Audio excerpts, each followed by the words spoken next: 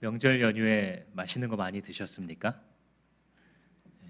저도 명절 기간에 기도하던 VIP와 함께 만나서 상대가 대접한다길래 대접을 잘 받았습니다. 잘 몰랐는데 영화를 보고 나서 또 이제 밥을 같이 먹기로 했는데 그 영화관 근처에 숨겨진 맛집이 있다면서 데려갔는데 고기와 냉면을 먹으면서 이렇게 알려지지 않았는데도 이렇게 훌륭한 곳이 있구나, 이런 느낌을 받았습니다. 그런데 또 반대로 굉장히 알려진 곳이어서 가봤는데 내가 이거 먹으려고 여기까지 왔나 했던 경험도 있으십니까? 다 먹고 나서 이거 먹고 이 돈을 내야 되나 싶은, 분명히 소문은 무성했는데 사실은 별거 없었던 그런 경험도 여러분들 살아가시면서 한두 번쯤 해봤을 것입니다. 그런 경험이 있다면 하나님께서 오늘 하시는 이 말씀을 이해하실 수 있을 겁니다. 너는 어째서 너를 배부르게 못할 것을 위해 그렇게 많은 것을 지불하면서 살아가느냐. 어쩌면 이 하나님의 말씀은 우리를 깨우는 말씀이에요. 우리가 수고하고 열심을 내면서 살아가고 있지만 그것이 과연 우리를 만족하게 할 수 있는 것인가, 이것을 돌아볼 수 있도록 하나님께서 우리를 멈춰 세우시고 당신의 자리로 부르시는 그런 말씀입니다. 이것을 몇 가지로 좀 자세하게 여러분들과 오늘 살펴보도록 하겠습니다. 우리가 잘 아는 대로 이 이사야서 55장은 52장 13절에서 53장까지 이어지는 이사야의 종의 노래를 전제하고 있는 본문입니다. 종의 노래라는 것이 무엇이냐면, 우리가 하나님 앞에 이런 죄를 지었지만 하나님께서는 우리의 죄를 담당하실 하나님의 어린 양에게 그 모든 것을 지우셔서 우리가 양과 같이 각기 제 갈 길로 갔음에도 불구하고 우리에게 합당한 징벌을 내리지 않고 도리어 그분이 감당할 수 있게 하셨다. 이게 그 유명한 이사야 53장의 종의 노래입니다. 그 노래가 있고 나서 54장에서 이제 너희는 자유하고 지금까지는 너희가 벌을 받았다 할지라도 이제 앞으로는 너희에게 더 이상 벌이 없고 은혜가 끼쳐질 것이다 라는 문맥으로 나옵니다. 그러면서 오늘 너희는 나에게 목마른 자들은 다 나오라, 이런 이제 문맥으로 이어지고 있습니다. 그러니까 여호와의 종이 있기 때문에 이런 초청이 이어지고 있습니다. 이걸 기억하시면서 말씀을 들으셨으면 좋겠습니다. 1절 말씀 시작할 때 너희 모든 목마른 사람들아 어서 물러 나오라, 이렇게 말씀하죠. 하나님이 초청하는 겁니다.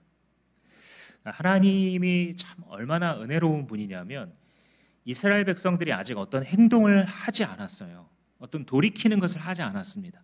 그런데 여호와의 종의 예언, 메시아의 예언을 주신 다음에 그 다음에 너희들한테 어떤 은혜가 있을지에 대해서 미리 결심하고 계신 것이에요. 내게 나와라 라는 거예요. 여러분들이 오늘도 이 자리에 나와서 예배 자리에 있을 수 있다는 것은 하나님의 이 은혜의 초청을 받았기 때문이에요.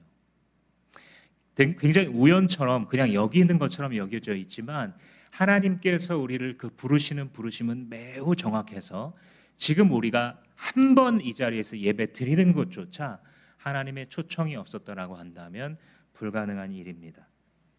하나님께서 그 은혜로 베푸시면서 오늘 이 이스라엘 백성들을 부르는 이 묘사가 뭐냐면, 목마른 자들아 이렇게 불러요. 목마르다라는 것은 마시고 싶은데 목이 타는데 마시지 못하고 있는 그런 상태를 말하는 것이죠. 이렇게 말하는 이유는 하나님 보실 때 이스라엘 백성들이 굉장히 딱하게 살아가고 있는 거예요. 그 딱하게 사는 모습이 2절에 기록되어 있죠. 어찌하여 너희는 양식을 얻지도 못하면서 돈을 지불하며 배부르게 하여 주지도 못하는데 그것 때문에 수고하느냐. 여기서 양식을 얻지도 못하면서 이렇게 번역된 것은 의역입니다. 직역이 이전의 개역개정 성경이나 이렇게 나타나 있는데, 직역으로 하면 이 부분이 어떻게 되냐면, 너희는 어째서 양식이 아닌 것을 위하여 대가를 지불하느냐, 이렇게 되어 있어요. 그러니까 먹을 수 없는 거예요. 결국은 먹는 것처럼, 모형 음식처럼 겉으로 보기에는 훌륭한 음식으로 보여져서 그것을 위해서 수고도 하고 대가도 지불하지만 결국은 너희들이 그것 때문에 배부르거나 갈증이 해결되거나 그런 것이 아닌데 왜 그것을 위해서 대가를 지불하느냐라고 말씀하시는 것이죠. 여기서 주목해서 생각하셔야 될 게 뭐냐면 노력하지 않고 있는 게 아니에요. 이 이스라엘 백성들이 대가를 지불하지 않고 있는 게 아닙니다. 수고하고 노력하고 대가를 지불하고 있어요. 그런데 문제는 뭐냐면 잘못된 데 수고를 지불하고 있는 거예요. 그래서 이들이 수고하고 고생하는 것은 사실이지만 그 수고와 고생을 통해서 얻어지는 것이 없다. 이 말이 하나님의 이스라엘 백성들을 향한 판단이에요. 언젠가 제가 누구를 모셔다 드리러 서울로 운전을 하고 있는데 비가 굉장히 많이 왔습니다. 교통체증이 심하고 계획하지 않았던 점심을 거기서 이제 먹어야 되는 이런 상황이 됐습니다. 그래서 이 비도 오고 하니까 쌀국수를 먹으려고 즉석에서 검색을 해서 어느 큰 빌딩에 있다 내비게이션이 알려줘가지고 그 앞에다가 이제 일행을 내려주고 주차를 하려고 했더니 관리인이 여기는 지금 더 이상 주차 못하니까 10m쯤 가가지고 우회전 2번에서 돌아오면 우리 건물 뒤편에 주차장 입구가 있다 알려줬습니다. 그래서 그대로 이제 갔죠. 내비게이션이 요게 이제 그 건물 뒤편이다 알려주길래 내려갔습니다. 비도 많이 오고 교통체증도 있고 했는데 주차장을 들어가면서는 좀 기분이 좋아졌어요. 비록 지하 3층, 4층까지 내려갔지만 주차장이 넓고 주차할 자리가 웬일인지 서울 시내인데 굉장히 많은 거예요. 그래서 잘 됐다 하고 주차를 했는데 또 이 건물이 지하 주차장에 화장실이 있는 거예요. 그래서 참 이 건물은 괜찮구나 하고 머리도 새로 만지고 손도 씻고 콧노래를 부르면서 1층으로 올라왔습니다. 그런데 쌀국수집이 없는 거예요. 그래서 1층 저 뒤편에 있나 하고 이 건물 구조를 따라 저 뒤편까지 가봤는데도 못 찾았습니다. 엘리베이터를 탔습니다. 2층에 올라갔습니다. 근데 2층에는 병원만 있는 거예요. 이상하다. 3층으로 올라갔습니다. 결국 그날 그 빌딩의 모든 층을 저는 다 가보고서야 결론을 내렸습니다. 여기는 쌀국수집이 없구나. 어쩌면 내가 다른 건물로 들어왔나 보다 라는 것을 좀 너무 늦게 깨달았어요. 왜냐하면 제가 이제 나갈 때에 일정 시간이 지났기 때문에 주차비를 내라는 거예요. 그러면서 이제 3,000원인가를 내면서 기분이 씁쓸했어요. 나는 지금 여기서 밥을 먹은 것도 아니고 여기서 내가 어떤 많은 것을 한 것도 아니고 그냥 한 거라고는 쌀국수집 찾다가 화장실 한번 들려서 나오는 건데 이 주차비를 내려고 하니까 굉장히 아까웠던 거죠. 어찌하여 너희는 양식을 얻지도 못하면서 돈을 지불하고 너희들을 만족시켜주지 못할 것을 위하여 수고하느냐. 하나님이 그 모습을 본 거예요. 아무것도 안 나와요. 그 길 끝에서. 근데 이스라엘 백성들이 자기를 지켜주지도 못할 우상을 그렇게 소중하게 여기는 거예요. 그러다가 잘 안 풀리니까 마음 둘 만한 또 다른 데가 없나를 막 찾고 있는 거예요. 수고를 안 한 게 아니에요. 수고는 했어요. 그런데 잘못된 대상을 향하여 수고했다는 것이죠. 어쩌면 하나님께서 오늘날 우리들의 모습을 볼 때도 그렇지 않을까요? 편안할 때는 다른 어떤 문제가 없고 경제적으로도 좀 이제 안정되고 이렇게 편안할 때는 자기 자신을 믿죠. 그때 내가 이렇게 열심히 해서 그때 내가 이렇게 결정을 해서 이렇게 된 거야. 그러다가 이제 좀 불편해집니다. 좀 어려워지면 도움을 줄 수 있는 어디 사람이 없나 어떤 일이 없나를 열심히 찾아다니죠. 그러다가 잘 안 풀리면 마음 둘 곳 또 다른 데가 없나를 찾아다니면서 살아갑니다. 따라서 우리가 고생을 했느냐 안 했느냐, 고생을 얼만큼 했느냐보다 중요한 것은 무엇을 위해 고생했느냐인 것이죠. 고생의 대상이 중요한 거예요. 고생의 여부가 중요한 게 아니라 고생의 대상과 목적이 중요한 거예요. 우리의 고생의 목적은 무엇입니까? 하나님께 가까이 가는 겁니다. 고생이라는 것이 정말 하기 싫은 것임에도 불구하고 우리가 유한한 이 세상에서의 인생을 사는 동안 고생의 목적이 있다라고 한다면 그것은 하나님께 가까이 가는 거예요. 그래서 주님께서 너희들 더 수고해라 이런 말을 하지 않고요, 내게로 와라 그러시는 거예요. 너희들 그거 얼마나 수고가 많으니? 하나님 모르시는 게 아니에요. 너희들 얼마나 고생이 많아. 그런데 그게 너의 목마름을 해결해 주지 못할 거야. 왜 거기에 계속 수고를 지불하고 있니? 나에게로 와라. 주님이 말씀해 주시는 것입니다. 그래서 여러분, 우리가 살아가면서 이런 구분할 수 있어야 돼요. 내가 가는 길의 끝에 하나님이 없는 수고는 헛수고예요. 그래서 종종 멈춰서 생각해 봐야 돼, 이거를.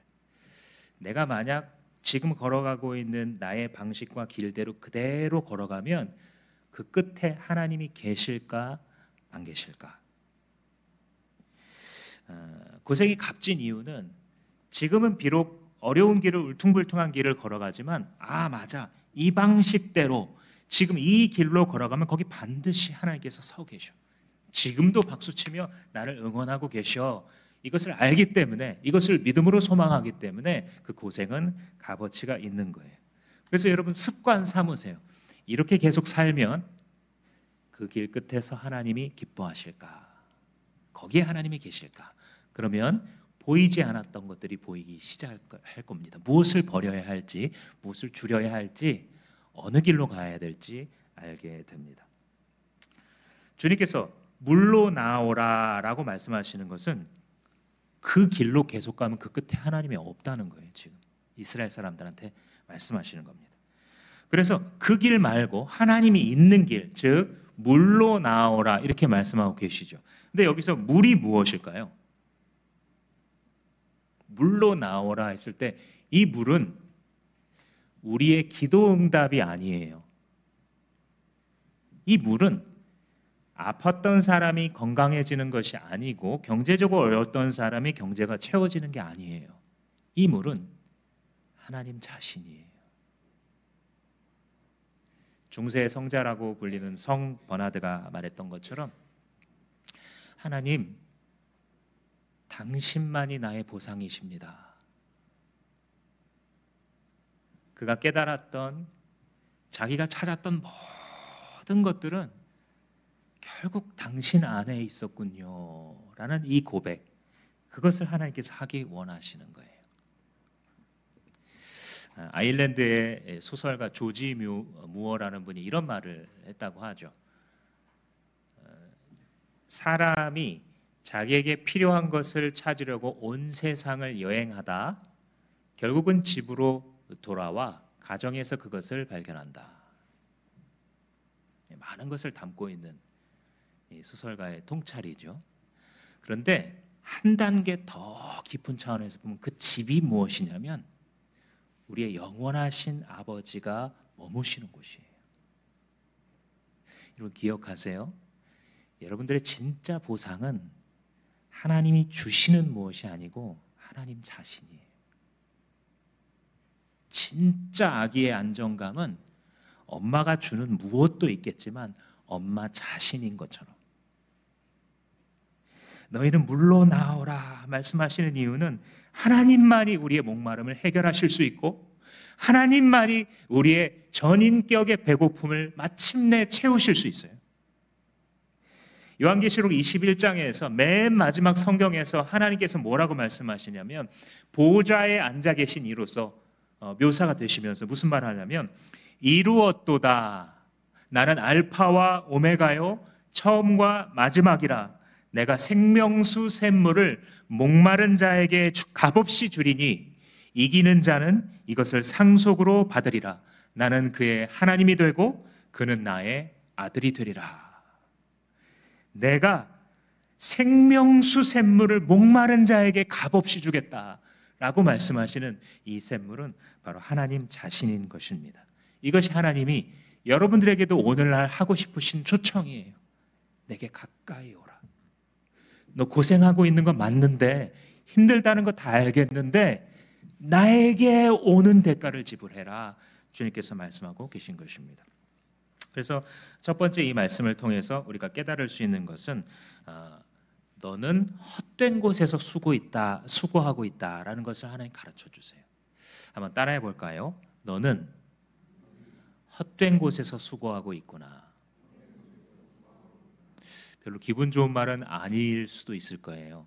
근데 하나님이 이 말을 우리를 비난하기 위한 목적으로 하시는 게 아니에요. 이스라엘 백성들이 미워서 너는 지금 헛된 곳에서 수고를 하고 있다 이 말을 하고 싶으신 게 아니에요. 그를 살리고 싶은 거예요. 그를 참으로 행복하고 참으로 만족시키실 수 있는 유일한 분이 해주시는 말, 첫 번째 병명을 체크하는 거예요. 왜 어려운지, 우리의 삶이 왜 고통스러운지. 첫 번째, 너는 지금 헛된 곳에서 수고하고 있기 때문에 라고 하나님이 말씀해 주십니다. 두 번째, 하나님이 이 55장을 통해서 우리에게 해주시는 말씀은 진짜 양식은 예수 그리스도다라는 말씀을 해주고 계세요. 진짜 양식은 예수 그리스도다. 그래서 이제 주님께서 목마른 사람들아 내게 나오라라고 말씀하실 때에 아까 말한 것처럼 이게 중요해요. 너 조금 더 수고해봐라 이렇게 하시는 게 아니고 그냥 come, 나에게 오라라고 말씀하셨죠. 2절 하반절 말씀 보시면 들어라, 내가 하는 말을 들어라. 그리하면 너희가 좋은 것을 먹으며 기름진 것으로 너희 마음이 즐거울 것이다. 너희는 귀를 기울이고 나에게 와서 들어라. 그러면 너희 영혼이 살 것이다. 또 나왔죠. 들어라, 들어라, 들어라. 이 말씀 왜 하신다고요? 우리가 안 듣기 때문에. 들어야 되는데 자꾸 입을 벌려 내 말을 하기 때문이죠. 그런데 주님께서 들어라 그러면 너희 영혼이 살 것이다 이렇게 말을 해요. 이거를 우리식으로 적용해서 말하면 어떻게 되냐면 만일 여러분들이 살아가다가 커다란 문제에 부닥치잖아요. 그럼 바로 이것은 주님께 나아가야 된다는 사인이에요. 내 인생에 있어서 작은 것들도 있겠죠. 그러니까 내 능력으로 정복할 수 있는 것들도 있습니다. 그런데 태산 같은 것이 내 앞에 닥쳐왔을 때 꼭 기억하세요. 내 삶에 문제가 있다라는 것은 하나님께 가까이 가야 된다는 신호다. 이거 기억하십시오. 자동차에 그 주황색 앵꼬등이 들어오면 어디로 가야 되죠? 주유소로 가야 되잖아요. 근데 주유소로 가기 전에 천천히 달려봅니다. 그래 맞아. 60km부터 80km까지가 경제 속도니 이렇게 달리면 최대한 연료를 쓸 수 있어. 그래 에어컨을 끄자. 에어컨을 끄면 한 10%라도 그래 창문을 닫자. 창문을 닫으면 공기 저항이 줄어들어 조금 더 오래 탈 수 있을 거야. 막 노력한다고 해도 얼마 못 가죠. 어떻게 해야 해결됩니까? 기름을 넣어야죠. 주유소로 가야 되는 거예요. 앵꼬등이 들어오면 이 신호가 들어오면 주유소에 가야 되는 거죠. 내가 해결할 수 없는 문제에 부닥치면 어디로 가야 된다고요? 하나님께 가까이 가야 된다는 신호예요. 근데 이스라엘 백성들이 삶의 패턴이 이렇게 안 되어 있으니까 값업 하지 않아도 되는 고생할 가치가 없는 목적과 대상을 향해 고생을 하고 있는 것입니다. 그래서 우리가 어떤 식으로 살아가냐면 우리의 패턴이라는 게 내 힘으로 한번 막 해봐요. 그러다 안 되면 해줄 수 있는 사람을 찾아요. 혹은 그런 조건이 형성되기를 막 빕니다. 근데 그러다가 그래도 안 되면 이제 그제서야 하나님을 찾는 이런 패턴으로 살아가죠. 그래서 이 패턴을 바꾸면 삶이 편해져요. 그래서 이 패턴을 여러분들이 기억하시고 적용하셨으면 좋겠어요. 뭐냐면 문제가 생기잖아요. 그럼 바로 무릎 꿇으세요. 사람 한번 거치고 조건 한번 거치고 하나님께로 오는 게 아니라 문제가 생기고 내가 태산에 부딪힌 것 같으면 바로 무릎 꿇으세요. 그래서 하나님 앞에 주님을 신뢰하고 그분께 부르짖으세요. 그분의 말씀을 들으려고 노력하세요. 이게 이기는 패턴이에요. 하나님의 사람들이 주님을 신뢰하고 주님께 부르짖을 때 하나님이 어떻게 하시냐면 도울 자를 붙여줘요. 또 어떨 때는요 그거를 해낼 수 있는 지혜와 능력을 하나님 주세요. 생각해 보시면 이 두 패턴 사이의 등장인물은 똑같을지도 몰라요. 하나님 나, 주변 사람, 이 등장인물은 똑같은데 뭐가 달라요? 순서가 다른 거예요. 지는 패턴은 항상 하나님이 세 번째예요. 그죠? 내가 한번 해보고 그래도 안 되면 도와줄 사람이나 환경을 구하고, 그리고 안 되면 하나님께로 가. 그러니까 결국은 똑같은 것을 겪는데도 훨씬 힘들겠죠. 이기는 패턴은 무엇이냐면, 문제가 생겼다, 엔꼬등이 들어왔구나, 주유소로 가야 되네, 하나님께 무릎 꿇어야겠구나, 주님의 말씀을 더 가까이 하고 기도하는 자리에, 예배하는 자리에 내 목숨을 걸어야지. 이기는 패턴이에요. 근데 최고의 패턴도 알려드릴게요. 최고의 패턴은 아무 문제가 없을 때 무릎 꿇는 거예요. 아직 인생에 어떤 문제도 발생하기 전에 하나님 앞에 무릎 꿇어 살아가는 거예요. 이 자리에 우리 청년들 계시죠? 인생의 비결을 귀가 있는 분들은 듣고 기억하세요. 아직 여러분들의 인생에 아무런 일도 큰 것이 나기 전에 지금부터 늘 무릎 꿇으세요. 비상할 거예요. 하나님을 1번으로 여기시고 늘 주님께 물으세요. 하나님 어떻게 살까요? 하나님 어떻게 하면 주님 더 사랑할까요? 하나님 내가 어떻게 하면 하나님의 음성 더 들을까요? 여러분들이 인생을 다 살아가신 이후에 이 말씀이 얼마나 귀한 말씀인지 깨닫게 되실 거예요. 나이가 드신 분들도 상관없어요. 하나님 앞에 이 최고의 패턴, 이기는 패턴을 가져가려고 오늘 여러분들의 귀에 이사야 말씀이 들려진 순간부터 나의 것으로 만드시기 바랍니다. 아무 문제 없을 때 무릎 꿇으시고 매일 묵상하며 하나님 앞에 앉아 있으세요. 지혜로우신 그분과 사귀세요. 나를 가장 사랑하시는 그분의 영향을 매일 아침 받고 시작하세요. 사실 상식적으로 생각해 봐도 우리가 뭔가 해결할 수 있는 문제 있잖아요. 그런 것들도 있잖아요, 사실. 근데 우리가 해결할 수 있는 문제라는 게 어떤 거냐면 사실은 작은 문제들이에요. 좀 사소한 것들. 푼돈 버는 거, 이런 거 우리가 우리 지혜로 할 수 있습니다. 근데 우리의 인생에 있어서 진짜 중요한 것들 중에 내가 할 수 있는 일이 몇 개나 되는지 한번 생각해 보세요. 반도 되지 않아요. 많이 잡아봤죠. 우리의 인생에 있어서 정말 중요한 것들은 하나님이 주셔야 되는 것들이에요. 우리가 정말 변화되어야 되는 부분들은 내가 변화 못 시켜요. 하나님이 해주셔야 돼요. 그래서 우리가 인생의 큰 것들을 마주할 때마다 주님 나를 도와주세요, 이런 마음을 가지셔야 돼요. 큰 것들은 내가 움직일 수 없거든요. 큰 태산이 내 앞에 딱 가로막고 있을 때 내가 이 산을 들어서 옮길 수가 없잖아요. 근데 할 수 있는 유의미한 일이 딱 한 가지 있어요. 내가 옮길 수 없는 태산을 만났을 때 내가 할 수 있는 딱 한 가지 일, 그게 뭐냐면 나를 하나님께 가까이 갖다 놓는 일이에요. 이건 할 수 있어요. 하나님의 은혜가 쏟아지는 자리에 나를 늘 갖다 놓는 자, 예배 자리에 빠짐없이 세상 없어도 나를 갖다 놓는 거예요. 이 패턴을 만드는 거예요. 승리는 패턴에서 오는 거예요. 어느 날 충동적으로 한두 번 잘한다고 승리하는 게 아니고요, 습관을 만들어야 이겨요. 패턴을 만들어야 영적으로도 승리합니다. 예배는 세상 없어도 내가 놓치지 않겠다. 내가 기도하면서 은혜 받을 수 있는 자리가 있다면, 주님의 백성들이 모여서 함께 찬양하고 주님을 높이는 자리가 있다면 나는 그곳을 사모하리라. 그러면 살아요. 주님이 그래서 부르시는 거예요. 자기에게 오라, 목마른 자들아 나에게로 오라.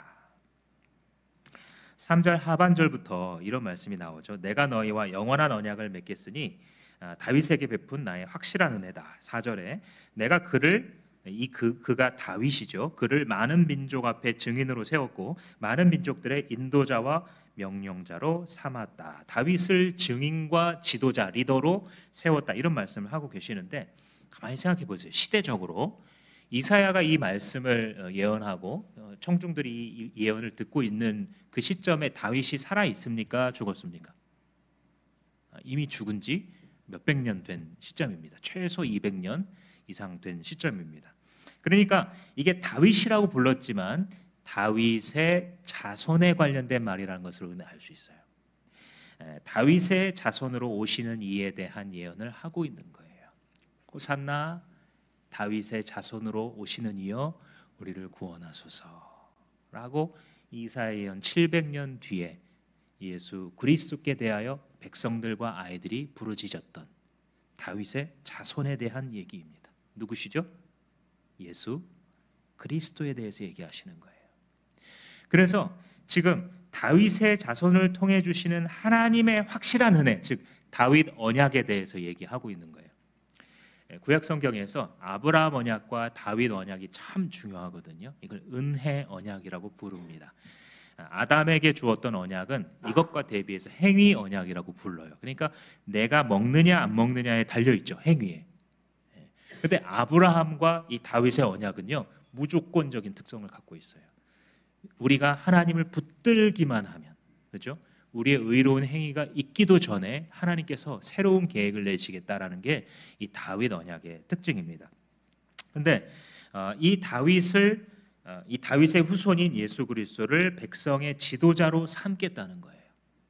근데 그 다윗의 언약에 대해서 내가 베풀 확실한 은혜다 이런 말을 하시죠. 3절 말씀에. 이게 왜 은혜인가? 1절 말씀에 가면 다시 한번 보시면 여기 실마리가 있습니다. 1절에 보시면 돈이 없는 사람도 와라. 너희는 와서 사 먹되 돈 내지 말고 값도 지불하지 말고 포도주와 젖을 사서 먹어라. 그러니까 이제 이게 왜 은혜인지를 말해주죠. 아무런 대가를 지불하지 않았는데 그저 하나님께로 가까이 와서 우리의 전인격을 만족시킬 수 있는 진짜 양식을 먹고 마실 수 있다. 이 말을 해주시는 거예요. 근데 조금 더 면밀하게 보면 이 말이 이상하기도 해요. 돈 없는 사람 와라. 너희는 와서 사 먹어라 이래요. 약간 모순이에요. 표면적으로 본 거죠. 돈이 없어요. 근데 와서 사 먹으래요. 이 말의 뜻은 뒤집어 생각해 보면 이게 원래 무가치한 음식이 아닌 거예요. 원래 큰 돈을 내야 먹을 수 있는 좋은 음식이에요. 근데 돈 없는 자한테 오래요. 근데 사 먹으래요. 이게 무슨 뜻이에요? 누군가가 돈을 냈구나라는 뜻이 되는 겁니다. 그래서 52장, 53장에 여호와의 종의 노래가 전제되어 있어야 55장에 너희는 값없이 와서 먹고 마셔라 라는 말씀이 의미를 갖는 거예요. 식당에서 음식 먹고 나오는데 계산됐습니다 그러잖아요, 사장님이. 그래서 이거 뭐지 했는데 아까 먼저 나간 친구가 밖에서 씩 웃으면서 윙크를 하죠. 저 녀석이 돈을 냈구나. 기분이 좋죠. 우리가 돈을 낼 돈이 없다는 것은 무슨 뜻이냐면 우리 스스로를 이 고생스럽고 죄의 대가를 받아야 되는 형벌로부터 우리 스스로를 건질 능력이 없다 그 뜻이에요. 그런데 그런 능력이 없어도 괜찮다는 거예요. 와서 나의 초청을 받았기 때문에 와서 당당하게 마시고 당당하게 먹어도 돼. 왜? 대가를 여호와의 종이 지불하셨기 때문에 이런 뜻이에요. 그래서 돈이 없어도 사 먹을 수 있다라는 것은 누군가가 대가를 지불했기 때문에 너에게 이런 은혜가 주어졌어라는 뜻이에요. 그래서 제가 53장에 몇 구절을 읽어드릴게요. 이 여호와의 종, 우리 주 예수 그리스도를 묘사하는 주님 태어나시기 700년 전의 예언이에요. 그는 주 앞에서 자라나기를 연한 순 같고 마른 땅에서 나온 뿌리 같아서 고운 모양도 없고 풍채도 없은즉 우리가 보기에 흠모할 만한 아름다운 것이 없도다. 그는 멸시를 받아 사람들에게 버림받았으며 간고를 많이 겪었으며 질고를 아는 자라. 마치 사람들이 그에게서 얼굴을 가리는 것 같이 멸시를 당하였고 우리도 그를 귀히 여기지 아니하였도다. 그는 실로 우리의 질고를 지고 우리의 슬픔을 당하였거늘 우리는 생각하기를 그는 징벌을 받아 하나님께 맞으며 고난을 당한다 하였노라. 그가 찔림은 우리의 허물 때문이요 그가 상함은 우리의 죄악 때문이라. 그가 징계를 받음으로 우리는 평화를 누리고 그가 채찍에 맞음으로 우리는 나음을 받았도다. 우리는 다 양 같아서 그릇 행하여 각기 제 길로 갔거늘 여호와께서는 우리 모두의 죄악을 그에게 담당시키셨도다. 즉 목마른 자에게 참된 물이 되시고 참된 양식이 되시는 분은 하나님의 어린 양 예수 그리스도인 것입니다. 그래서 이 이사야 55장이 우리에게 두 번째로 가르쳐주는 진리는 참된 양식은 예수 그리스도시다라는 것입니다. 예수께서 이 땅에 오셨을 때 스스로 하신 말씀이 있어요. 요한복음 6장에서 이렇게 말씀하셨어요. 나는 생명의 떡이니 내게 오는 자는 결코 줄이지 아니할 터이요 나를 믿는 자는 다시는 목마르지 아니하리라. 이사야의 이 예언이 자기에 대한 것이었음을 주님께서 선포하신 것입니다.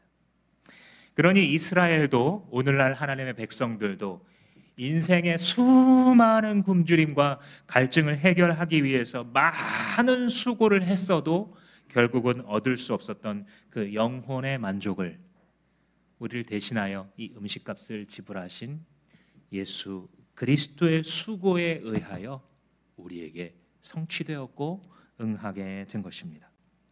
우리가 돈이 없어도 내세울 의의가 하나도 없어도 오직 예수 그리스도 안에서 당당히 나아가 이 잔치에 참여하여 먹고 마실 수 있는 것입니다. 주님의 이 초청, 얘야 어서 물로 나오라 라는 말씀은 바로 은혜의 초청인 것입니다. 그래서 예수님도 말씀하셨죠. 수고하고 무거운 짐진 자들아 다 내게로 오라. Come. 이 한마디뿐이에요. 더 수고해라. 그 무거운 짐을 좀 지혜롭게 잘 들어봐라. 이런 말씀하시는 게 아니라 Come. 내게로 와라. 내가 너를 쉬게 하리라. 내가 너를 갈증을 해갈하리라. 내가 너의 허기를 채워주리라. 만족해 하시는 주님의 말씀입니다. 마지막 세 번째로 이 55장이 우리에게 주시는 하나님의 메시지는 은혜의 기회에 결심하라라는 말씀이에요. 은혜라고 하는 기회가 있어요. 근데 그 기회를 주셨을 때 결심해야 된다는 사실을 우리에게 가르쳐주고 있습니다. 우리가 하나님의 은혜에 대해서 설명을 할 때 보통 그런 말을 하죠. 하나님의 은혜는 영원하다. 그죠? 이 말이 맞습니다. 근데 하나님의 은혜가 영원하다 그랬을 때 우리가 착각하는 것 중에 하나는 뭐냐면 그래서 기회도 영원히 있을 거다 이렇게 생각하는 거예요. 이게 맞나요? 틀리나요? 한번 스스로 생각해 보세요. 하나님의 은혜가 영원한 건 맞아요. 이거는 진리입니다. 근데 그 하나님의 은혜를 얻을 기회가 영원할까요? 아니면 소수일까요? 하나님의 은혜는 영원하지만 기회는 결코 영원하지 않습니다. 기회는 유한합니다. 인생을 생각해 보시면 한 사람이 하나님을 먹고 마시는, 하나님의 은혜를 먹고 마시는 경건한 자로 변화될 수 있는 기회가 손으로 꼽아요. 한 사람의 인생 생각해 보면 그래요. 그 때가 있어요. 제일 빨리 하나님께로 돌이킬수록 제일 행복한 인생 살고요. 자기가 착각하는 대로 나는 실컷 세상에서 놀다가 나중에 죽기 전에 예수님 영접하고 천국 가야지라고 하는 사람들은 계산을 대단히 잘못한 거예요. 그 앞단에 있는 모든 행복과 만족을 다 뒤로 미루고 산 거니까요. 실제로 그가 나중에 예수님을 믿는다라고 해도 그것도 보장되지 않지만, 그래서 가능한 한 한 살이라도 젊은 시기에 진짜 양식을 붙잡고 살아가십시오. 그리고 그 양식을 붙잡는 것은 기회가 유한하다라는 것을 알아야 돼요. 특별히 하나님께서 주시는 그 은혜의 기회를 여러분 놓치지 마십시오. 어떤 사람들은 버스 기다리듯이 5분 뒤에 또 버스가 오겠구나 이렇게 생각을 해요. 그런데 이 은혜의 버스라는 건요, 인생에 몇 번 없어요. 인생에 몇 번 없어요. 다음 내 인생의 기회에 그 버스가 올지 안 올지도 하나님만 알아요. 은혜를 받는다라는 것은 무엇이냐? 하나님의 말씀이 들리기 시작하는 거예요. 목사님들 하는 말이 다 똑같이 뭐 맨날 잘 믿어라 뭐. 그런데 어느 날 들리는 거예요. 어느 날 자기 삶을 하나님이 다 들여다보고 있구나가 느껴지는 거예요. 내가 무슨 생각하는지, 뭐 때문에 교만한지, 뭐 때문에 힘든지, 뭐 때문에 슬픈지, 뭐 때문에 즐거운지 하나님 다 알고 있구나. 다 알고 계시는구나. 그래서 어느 날 들리는 거예요. 그게 때예요. 인생에 많지 않아요. 그냥 참 좋은 말씀이구나 하고 감명받는 게 아니라 지금 하나님이 가까이 계시는구나 라고 느껴져요. 하나님 내 곁에서 지금 말씀하시는구나가 느껴져요. 그런데 언제 그러냐면 정말 고생하고 있을 때. 그냥 우리가 표면적으로 생각하면 그래 뭐 고생하면 하나님 앞에 나와서 다 회개하고 그렇지 뭐 이렇게 생각하잖아요. 그렇지 않습니다. 그렇지 않아요. 고생할수록 바로처럼 강팍해지는 경우가 더 많습니다. 내가 만약에 고생하고 있는데 아이고 이러다 큰일 나겠나, 나 말씀 좀 읽어야겠다 이런 생각 들잖아요. 지금 하나님 가까이 있는 거예요. 그런 생각 안 듭니다. 왜냐하면 꽝 잡는 게 매라고 당장 이걸 해결해야 될 것들을 찾지, 내가 힘들다고 해서 하나님의 얼굴 구하는 것 자체는 하나님 가까이 계신 거예요. 그래서 6절 말씀이 그 말씀하고 있는 거예요. 너희는 만날 수 있을 때에 주님을 찾아라. 가까이 계실 때에 주님을 불러라. 그때가 있는 거예요. 여러분의 내 인생에 몇 번 은혜에 반응하지 않고 시간을 끌고 뒤로 미루는 것은 좀 더 자자, 좀 더 졸자 하다가 빈궁이 강도처럼 임한다라고 하신 잠언의 말씀처럼 영적으로 그렇게 사는 거예요. 뒤로 미루자, 뒤로 미루자. 하나님의 은혜의 기회를 주시고 말씀의 귀에 들리기 시작하고 하나님에게 가까이 계시는구나를 깨닫도록 성광 같은 은혜 빛을 비추셨을 때 그 기회를 뒤로 미루는 것은, 그때 은혜를 결심하지 않는 것은 빈궁을 예약하는 일입니다. 7절 말씀에 하나님이 은혜를 주시려고 느껴지면 어떻게 해야 되냐면 우리의 생각을 접어야 돼요. 7절 말씀에 이렇게 얘기하죠. 악한 자는 자기 길과 생각을 버리고 오라. 이게 뭐냐면 자기 판단을 접으라는 거예요. 왜냐하면 우리의 판단은 굉장히 악하고 무죄하거든요. 하나님이 뭔가를 깨닫게 하시고 저 지금 이사야 55장에 대한 설명을 들어보니까 하나님이 지금 내 가까이 계시구나, 나한테 은혜 주시려고 하나? 이런 생각이 들면 그때 내 생각을 접고 그냥 무릎 꿇으세요. 내 생각을 접고 그냥 맡기세요, 하나님 앞에. 왜냐하면 내 생각이 좋을 것 같지만 내 생각을 접었을 때 얻는 유익이 굉장히 커요. 어떤 유익이 있느냐? 내 생각을 접으면 그때부터 하나님의 생각이 펼쳐집니다. 8절부터 10절까지가 이제 그 말씀을 설명하는 건데, 8절 말씀 보시면 나의 생각은 너희 생각과 다르다. 두 번째, 나의 길은 너의 길과 다르다. 세 번째, 10절부터 나의 말은 너희 말과 다르다. 이렇게 얘기를 해요. 그러니까 하나님의 이 생각하시는 바가 하늘과 땅이 다른 것처럼 다르다. 하나님 이렇게 말씀하시잖아요. 길이라고 하는 것은 목적된 바에 이르는 방법이에요. 근데 하나님의 방법이 다른 거예요. 같은 목적지라 할지라도. 누구의 것이 우월할까요? 나의 길과 하나님의 길 중에서 하나님의 길이 우월한 것이죠. 근데 특별히 나의 말이 너의 말과 다르다. 이게 성경에 있는 표현은 아닌데 10절부터 쭉 읽어보시면 그게 그 말을 하는 거예요. 하나님의 입으로 나오는 말은 우리의 말과 다른 거예요. 우리의 말이라는 것은 뭐냐면 내가 말을 해도 그대로 다 되지 않아요. 그렇죠? 그래서 뭐 하다가도 금방 이 땅에 떨어지고, 심지어 10년씩 20년씩 붙들었던 신념도요, 어떤 사건 한번 경험하고 나면 그 신념을 포기하게 됩니다. 혹은 바꾸게 됩니다. 조지 무어라고 하는 이 아일랜드의 한 소설가가 이렇게 자기의 글에다가 짤막하게 쓴 격언이 유명하죠. 한 사람이 자기에게 필요한 것을 얻으려고 온 세상을 여행하다가 결국에 가정으로 돌아와 그것을 발견했다. 많은 걸 담고 있는 말이에요. 정말 나한테 필요한 것, 내가 정말 원하는 것을 찾고 싶어서 세상으로, 온 세상으로, 온 세계로 다 여행해 봤어도 결국 만나지 못해서 그냥 집으로 돌아왔는데 집에, 가정에 그게 다 있었다라는 거예요. 자기가 필요한 게. 그게 하나님께서 우리에게 가정의 가장이 되어주시고 주님의 질서 가운데에 우리를 두셨을 때에 하나님께서 우리에게 느끼게 해주시는 참된 만족과 축복인 것이죠. 리 스트로벨이라고 하는 사람이 있는데, 이 사람은 그 시카고 트리뷴의 이 법률 전문 기자였습니다. 이 사람은 철저한 무신론자고 자기가 이제 똑똑하기 때문에 그 기독교인들을 비웃으면서 이러이러한 증거 때문에 나는 믿을 수 없다라고 생각하면서 살아갔어요. 근데 문제는 뭐냐면 그 아내와 사이가, 결혼 생활이 점점 나빠졌습니다. 해결을 할 수가 없는 지경까지 이르렀어요. 온갖 노력을 해봤어도 이제 더 이상 못하겠다라는 시점까지 갔습니다.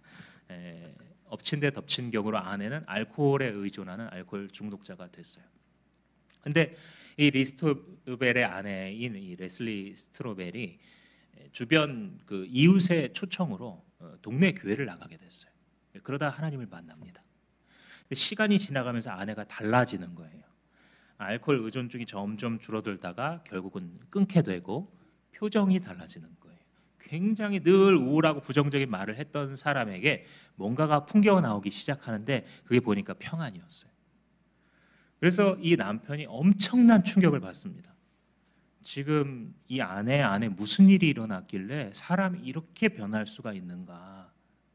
그래서 스트로벨이 충격을 받고 어쩌면 초자연적인 세계가 존재할 수도 있겠다라는 생각을 하게 됐지만, 그는 워낙 합리주의자이고 무신론자로 오래 살아왔기 때문에 그 종교에 빠지지는 말고 한번 종교의 장점을 알아보자 하는 식으로 여러 공부를 하다가 하나님을 만나죠. 그래서 그가 쓴 책이 이 창조주 하나님의 케이스, 예수 그리스도 부활의 케이스, 뭐 여러 권, 10권이 넘는 책을 썼는데 최고의 변증가로 우리에게도 받아들여지고, 오늘날도 리 스트로벨 이름이 붙은 책은 아무거나 사서 읽어도 다 도움이 될 정도의 굉장한 하나님이 쓰시는 종이 되었습니다. 그러니까 자기가 한평생을 붙들어왔던 신념도 한 번 어떤 사건에 부딪히면 사람의 생각과 말이라고 하는 것은 그 순간에 변해버리거든요. 근데 하나님의 말씀은 달라요. 그게 이제 10절 이하에 설명하고 있는 거예요. 하나님의 말씀은 마치 하늘에서 내리는 비와 같아서 땅을 적시고 촉촉하게 하고 싹이 나오고 열매가 맺히면 그 열매로 사람들이 먹을 수 있게 하고, 또 농부에게는 종자씨가 되어 주게 한 다음에야 본래 있었던 하늘로 돌아간다. 그렇게 비에 대해서 묘사하고 있는 거예요, 이사야 선지자가. 이것에 대해서 하나님이 해석을 하시죠. 11절 말씀을 우리 한번 다 같이 읽어보겠습니다. 시작.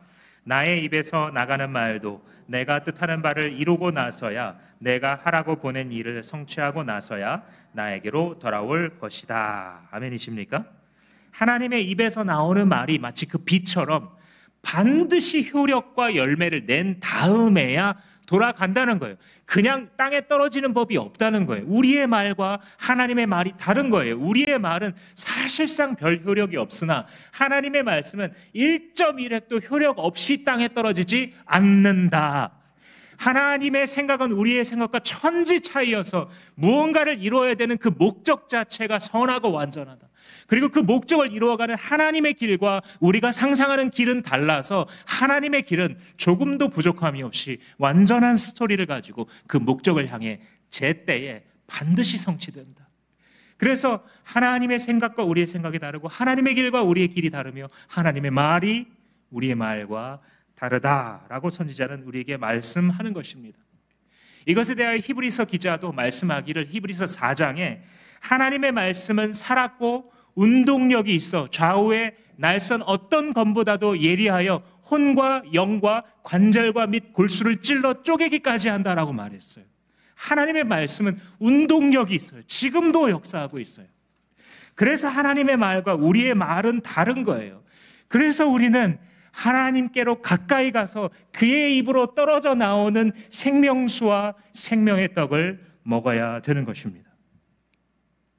그럼 하나님께서 생각하신 하나님의 뜻하신 바가 무엇이냐? 오늘 본문에 나온 것처럼 이스라엘 백성들을 향해서는 그게 바벨론의 포로로부터 자유케 되는 거예요. 노예로서 붙잡혀 있어서 고생했었던 그곳으로부터 주님이 자유케 해주시는 그게 하나님의 뜻이에요. 그리고 반드시 땅에 떨어지지 않고 이루어진다는 거예요.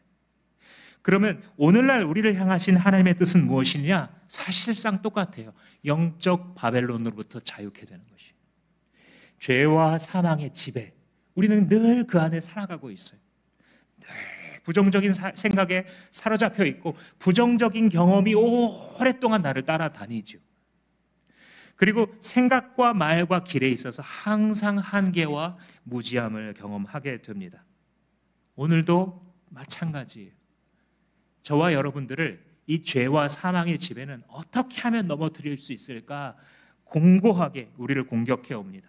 죄의 유혹, 세상의 염려, 모든 악함과 저주로부터 벗어나게 하시는 것이 바로 하나님이 우리를 향해서 품으신 뜻입니다.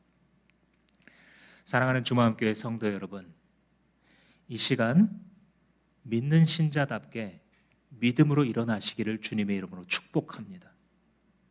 하나님께서는 여러분들이 지금 헛된 곳에 수고하고 있는 면에 대해서 깨우쳐 주고자 하십니다. 하나님 말씀에 따라 더 이상 허무했던 모든 손놀림들을 다 멈추고 정말 우리의 만족 되시고 생명 되시는 예수 그리스도 앞으로 갑시다. 거기서부터 그 길 끝에 하나님께서 서 계신 진짜 인생이 시작되며 여러분들은 만족해 될 줄 믿습니다. 기도하시겠습니다.